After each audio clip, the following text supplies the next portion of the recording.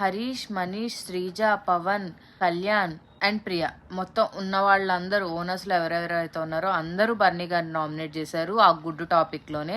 అసలు వీళ్ళు మనుషులా కాదా, ఆయన హ్యుమానిటీ అన్నాడని వీళ్ళకి ఇప్పుడు హ్యుమానిటీ లేదని ఆల్రెడీ జనాలకు అర్థమైపోతుందన్న బాధలో అందరూ కలిసి ఆయన నామినేట్ చేశారు. మీ రియాలిటీ మీకు మీరుగానే చూపించుకుంటున్నారు. Good job. ఎవరు నామినేట్ చేసినా చేయపోయిన ఏదో ఒక రోజు అయితే మీరు ఖచ్చితంగా బయటకు వచ్చేస్తారు. ఆ రోజు మీరు చేసిన ప్రతి ఒక్కటి ఆడియన్స్ మీ మీద ఎలాంటి ఒక ఒపీనియన్తో ఉన్నారనే దానికి మీరు ఒక్కొక్కటిగా సమాధానం చెప్పుకోవాల్సి వస్తుంది. అదైతే గుర్తుపెట్టుకోవాలి ఓనర్స్. ఒక ఎగ్ విషయాన్ని ఎంత పెద్దది చేసేసారంటే వీళ్ళు, అదంట దొంగతనం చేసింది కాదంట, ఆయన చెప్పకపోవడం తప్పంట.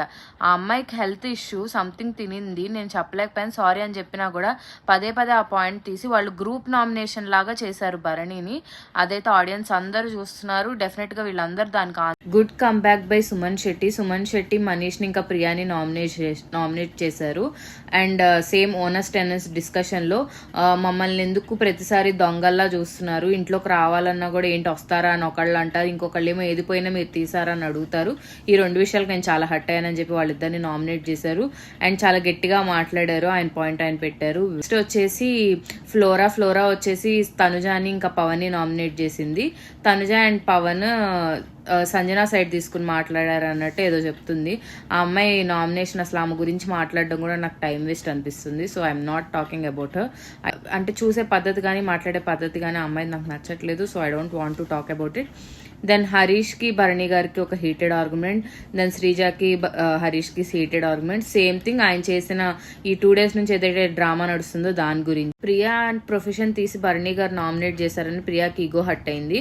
బట్ నిజంగానే నువ్వు ఒక డాక్టర్ వై ఉండి నీకు ఫీవర్ ఉన్నప్పుడు తిన్న ఇంగిల్ చేత్తో ఎంతో కొంత దానికి జర్మ్స్ అయితే అవుతాయి.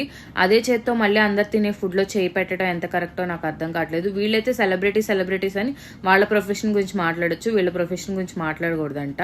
అండ్ హరీష్ కి వాళ్ళ సైడ్ నుంచి కూడా కొన్ని నామినేషన్స్ పడ్డాయి. కళ్యాణ్ నామినేట్ చేశాడు, శ్రీజ నామినేట్ చేసింది. మోస్ట్లీ ఇమాన్యుల్ అండ్ హరీష్ మధ్య జరిగిన కాన్వర్సేషన్ అయితే సినిమాలో క్లైమాక్స్ సీన్ లాగా అనమాట. ఇమాన్యుల్ ఇచ్చి పడేశాడు హరీష్కి.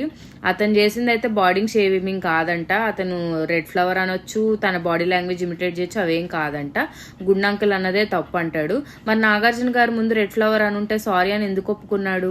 ఇది డబుల్ స్టాండర్డ్. ఈయన గారు మళ్ళీ ఊరి గురించి నీతులు చెప్తా ఉంటాడు అనమాట. ఇది సంజన సుమన్ శెట్టిని నామినేట్ చేసింది. అయితే మేము 9 లేము 8 మందే ఉన్నాం అన్న మాటకి దానికి నేను ఒప్పుకోవట్లేదని ఏదో డిఫెండ్ చేయాలని ట్రై చేశారు. కానీ ఆయనకి 1 week టైం దొరికింది. నిజంగానే సార్ట్అవుట్ చేసుకోవాలనుకుంటే చేసుకుని ఉండొచ్చు, బట్ చేసుకోలేదు. అండ్ తను ప్రియాని నామినేట్ చేసింది. కానీ రీజన్ ఏంటనేది ఎపిసోడ్లో మనకి